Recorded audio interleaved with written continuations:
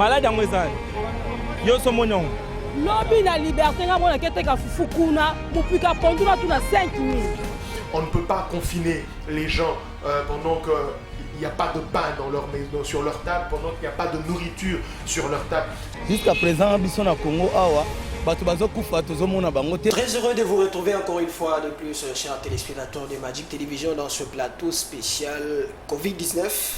Nous parlons de la responsabilité des politiques dans la lutte contre le Covid-19.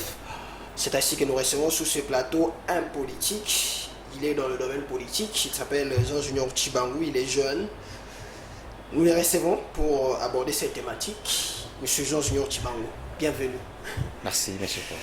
Comment vous allez? Vous vous portez bien? Oui, je me porte à merveille. Malgré les confinements, malgré toutes les difficultés, vous avez accepté de répondre à notre invitation. Oui, on avait vraiment cette volonté de venir. Voilà, nous sommes très ravis de vous recevoir. La première question, comment vous vivez cette période de confinement, cette période où le Covid-19 ravage un peu le monde entier? Tout est presque arrêté. Vous, personnellement, comment vous vivez ces moments?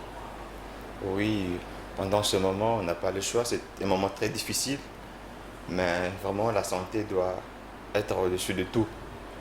Donc, on préfère encore avoir rien dans le poche, mais être en bonne santé. Alors, on vit difficilement, tout est tellement bloqué. Bon, mais on n'a pas le choix. On doit suivre ce que les autorités ont demandé. On doit rester chez nous pour se protéger devant ces virus qui ravagent vraiment l'humanité. Alors, on n'a pas le choix. On se bat. Voilà, merci beaucoup. Alors, nous abordons cette thématique par rapport à la riposte sur le Covid-19. Quelle est la responsabilité de l'État? Quelle devait être la responsabilité? Est-ce que notre État congolais est responsable dans les actions que l'État a déjà menées et est en train de mener depuis le début de la riposte de cette pandémie? Oui, l'État est en train de travailler là-dessus. Et vous voyez, déjà, avant même qu'on puisse avoir le premier cas ici à Kinshasa, l'État avait déjà disponibilisé du niveau Maluku, déjà un centre de Raké, pour accueillir les gens qui devaient venir avec le virus. Maintenant là, vous voyez, notre État, par rapport à nos moyens, ne pouvait pas faire plus que ce que nous avons. Mais on se bat quand même, l'État n'a pas baissé ses bras.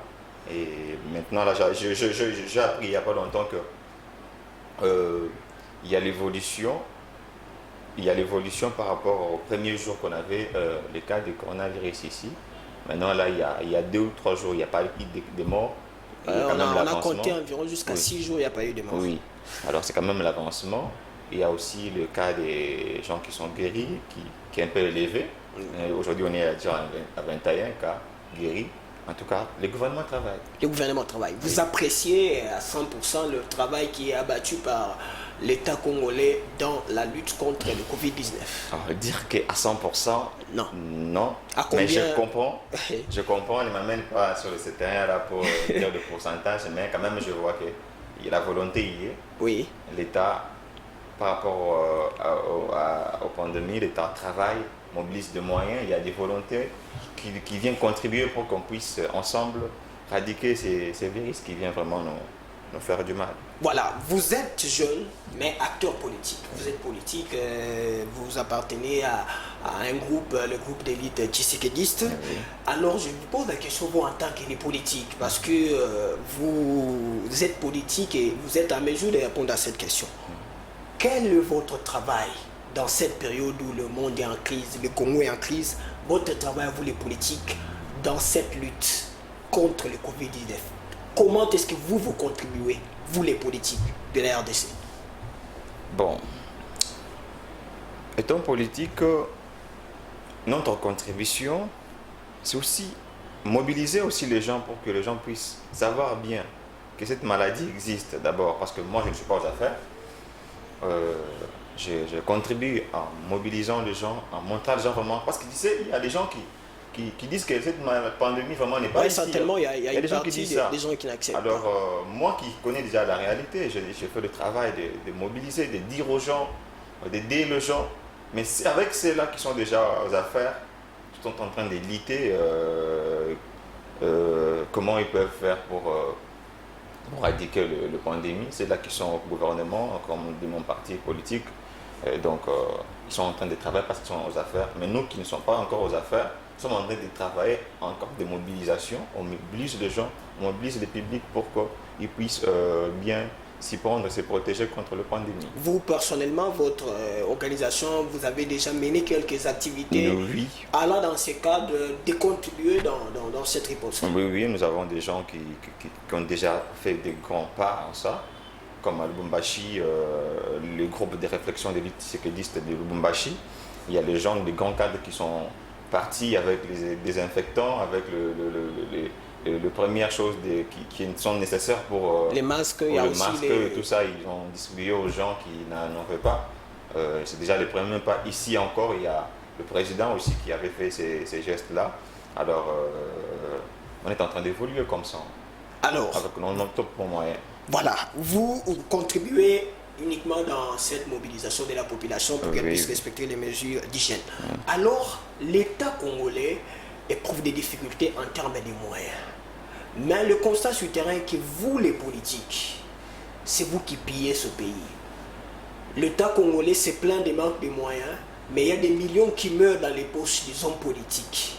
Alors, peut-on dire que le politicien congolais est le premier ennemi du peuple congolais? Quand tu dis les politiciens congolais, tu mélanges tout le monde. Oui, je parle des politiques. Nous parlons dans l'aspect des politiques. Non, il y a l'exception dans toutes les politiques. Parce qu'aujourd'hui, il y a quand même la volonté. On voit déjà que non, on est en train de vouloir imposer et mettre l'état des droits dans ce pays. Ce sont les politiques qui sont décidés de faire ça. Donc, bien sûr qu'il y a des politiques... Répondez d'abord à ma question. Ouais. Est-ce qu'on peut dire que le politique congolais est le premier ennemi du bien-être du peuple congolais par rapport à la réalité sur le terrain? Bon, je peux dire oui et non. Oui, argumentez. Oui et non, oui, parce que la majorité des gens qui sont en politique sont venus là que juste pour s'enrichir et ramasser des ressources et se faire des biens et ne pas penser au peuple. Mais il y a aussi un groupe de politiciens qui pensent que non, autrement, on doit changer de choses. On doit faire avancer les pays. On doit travailler parce que notre pays est vraiment riche et on doit travailler pour donner à notre pays la valeur qu'il le dit. Alors, je trouve que dans ces races-là des gens qui font de la politique, avec l'idée de changer les choses, c'est là où nous nous retrouvons. Nous ne sommes pas parmi les gens-là qui sont venus, soit qui travaillent dans la politique pour détruire le pays. Il y a environ 300 quelques millions qui sont détournés dans l'espace de moins d'une année. Et puis cela a commencé au sommet de la République. Pour la riposte, suite au coronavirus, le gouvernement avait sorti officiellement 1 600 000 $. Votre point de vue là-dessus? Wow.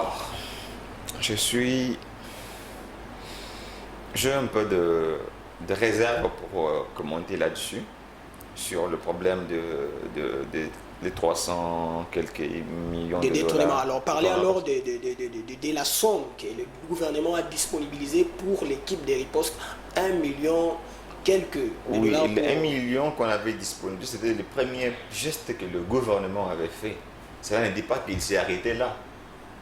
Le gouvernement est en train de travailler et de mobiliser de l'argent pour respecter ce que le coordonnateur de lutte contre le coronavirus, il avait donné un montant qu'il avait demandé au gouvernement et le gouvernement est en train de travailler. C'est pour cela qu'il avait déjà avancé les 1,8 million, quelque chose, et il est en train d'augmenter encore l'argent pour que ça puisse avancer.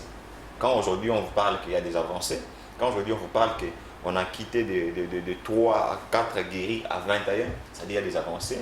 Et si j'avais entendu le ministre de Santé dire que non, ils ont amélioré la façon d'accueillir le malade. Et maintenant, vous voyez pourquoi on a quand même le nombre de guéris élevé. Donc le gouvernement travaille. À quel niveau vous trouvez que notre gouvernement a failli? Bon.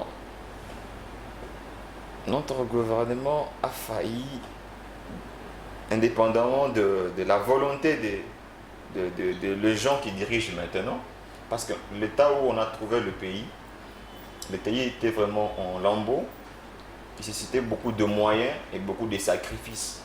Maintenant, nous avons trouvé qu'il y a beaucoup de besoins et que la source n'est pas capable de satisfaire le besoin de pays.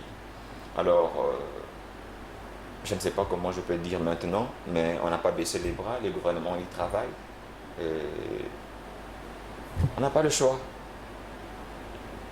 Vous appréciez le travail jusqu'à la preuve du contraire que le gouvernement est en train d'abattre dans la riposte suite au coronavirus? Oui, je soutiens cette façon de travailler, la façon dont le gouvernement s'y met, cette volonté que je vois dans la personne de chef de l'État, cette détermination que je vois dans la personne du ministre de Santé qui se bat jour et nuit. L'homme ne prend pas le temps à son repos, il part, donc il travaille pour qu'on puisse éradiquer cette pandémie. Et donc, en tout cas, je les soutiens. Est-ce que vous êtes conscient que le travail du ministre de la Santé est critiqué par plusieurs observateurs? Oui, c'est normal. C'est normal. Je ne crois pas que tout le monde pourra toujours apprécier ce que le ministre a fait. Mais il y a les sacrifices. La personne du ministre. On a eu à connaître à des ministres ici de la Santé qui détournaient de l'argent. Donc, laissez un peu le ministre travailler calmement parce qu'il sait de quoi il est en train de faire. Je vois la volonté, je vois l'amour de ce qu'il est en train de faire. Et voilà. Alors, abordons à présent l'actualité qui est en train de surgir dans les pays. Il y a un problème. Yeah. Pendant cette période de crise, tous les politiciens du monde entier se sont liés, ils se sont mis ensemble, main dans la main, pour combattre cet ennemi qui est invisible. Alors pourquoi les politiciens congolais, pendant cette période de crise, se mettent à des querelles, des guerres médiatiques, des guerres d'idéologie? Est-ce que c'est le temps d'assister à tous ces théâtres, des guerres politiques, pendant que nous avons un ennemi commun à combattre, qui est le Covid-19? En tout cas, moi aussi, je n'arrive pas à comprendre comment nos partenaires sont animés de mauvaise foi.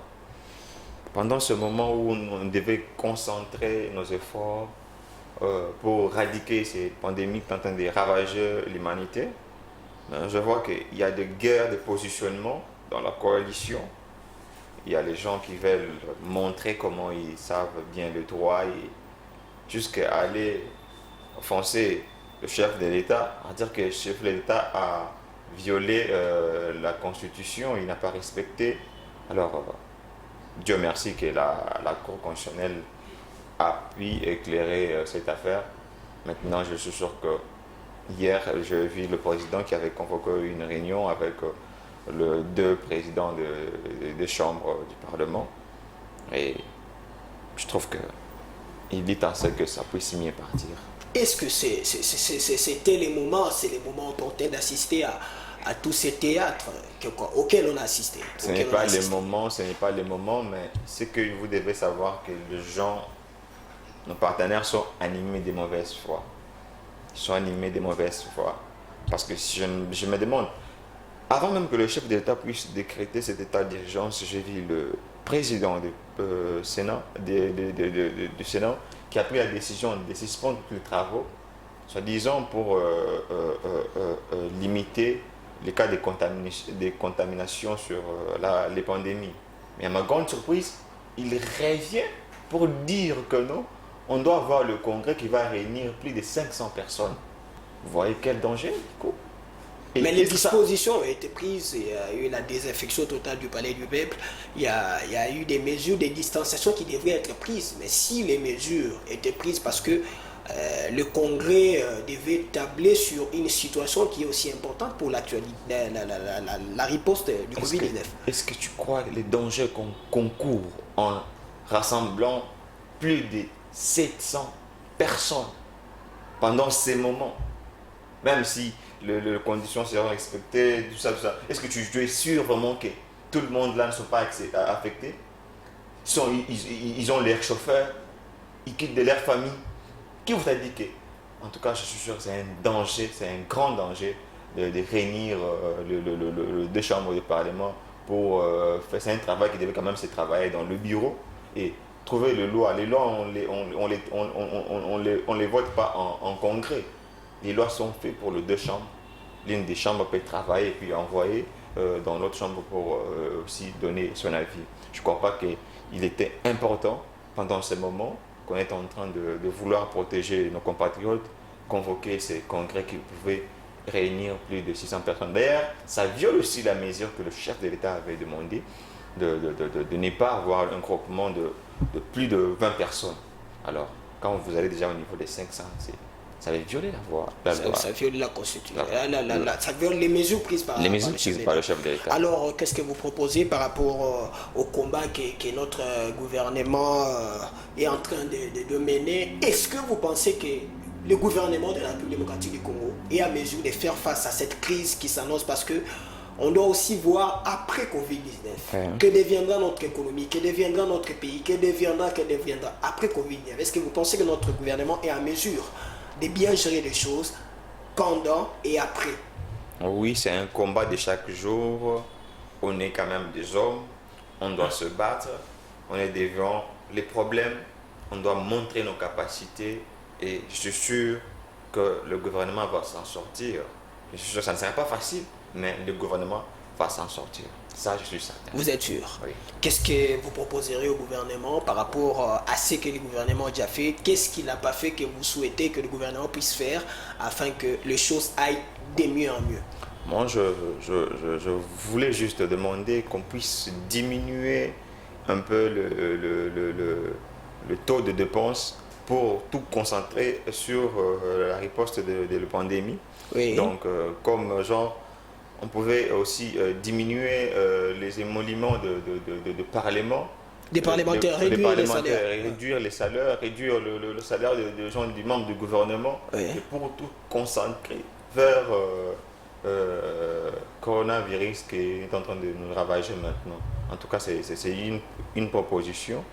Donc, je suis sûr que si l'État pouvait aussi penser, le gouvernement pouvait penser à ça, ce sera une bonne chose. Ce que nous avons maintenant, c'est le coronavirus qu'on doit lutter pour éradiquer. Parce que maintenant, là, le pays ne marche pas. Ouais. Le pays ne marche pas. Le pays est en pause. Le gouvernement n'est pas en train de récolter, de mobiliser les recettes. Tout est en pause. Dis-moi, l'argent viendra d'où? Alors, on doit prendre de grandes décisions, essayer de diminuer pour avoir le montant qui peut nous aider à faire face à ces pandémies. Alors, un conseil à la population, parce qu'elle est diversifiée, il y a une frange de la population qui ne croit pas à l'existence du Covid-19. Et quel message vous allez adresser à la population qui vous suivra sur Magic Télévision et même à travers le monde sur notre chaîne YouTube? Vous pouvez regarder la caméra. Oui, je demande à toutes les personnes qui me suivront, les autres qui sont en train de me suivre maintenant là, de bien prendre soin de ce qu'on leur dit. Les pandémies vraiment existent. Moi, j'ai lié à voir les gens qui sont tombés comme ça. Alors, il ne faut pas faire semblant, il ne faut pas suivre les choses qui se disent dans la rue, que ça n'existe pas. Ça existe, raison pour laquelle vous devez suivre les mesures prescrites par le médecin, par les autorités. Avoir le cas d'un maître, se laver les mains chaque fois possible avec du savon pour se préserver. Rester chez soi quand on n'a rien à aller faire à l'extérieur pour se préserver contre le... Merci beaucoup d'être venu. Je pense que nous sommes arrivés à la fin. Merci aussi aux chers téléspectateurs. Je vous accorde la chance de saluer quelques personnes. C'est moi qui vous remercie. Oui, vous pouvez saluer quelques personnes. Je salue mon président Smalto Patrick Tchaba. Oui. Je salue Serge à la maison. Je salue Jonathan Mardoché. Je salue toute la famille et tout le fidèle de l'église Fila Cité d'Exaucement. Voilà, merci beaucoup. On recevait Georges Junior Tchibangou. Il est politique. Jeune, il nous parlait de la responsabilité politique, la responsabilité des politiques dans la lutte contre le Covid-19. C'était dans le spécial Covid-19. Nous sommes arrivés à la fin. Merci à toute l'équipe technique, Tarkem, Gongolo, Exaucé, Kukola et aussi les amis qui se trouvent du côté de la régie. Je vois Gloire et Monsieur Elton Bolamba. Le prochain numéro, c'est prochainement, avec peut-être d'autres invités et une autre thématique. Portez-vous bien chez vous. Bye. malade yango eza yo so moni yango lobi na liberté nga mona keteka fufu kuna mupika pondu na tuna 5 minutes. On ne peut pas confiner les gens pendant qu'il n'y a pas de pain dans leur maison, sur leur table, pendant qu'il n'y a pas de nourriture sur leur table. jusqu'à présent biso na Congo awa bato bazokufa tozomona bango te.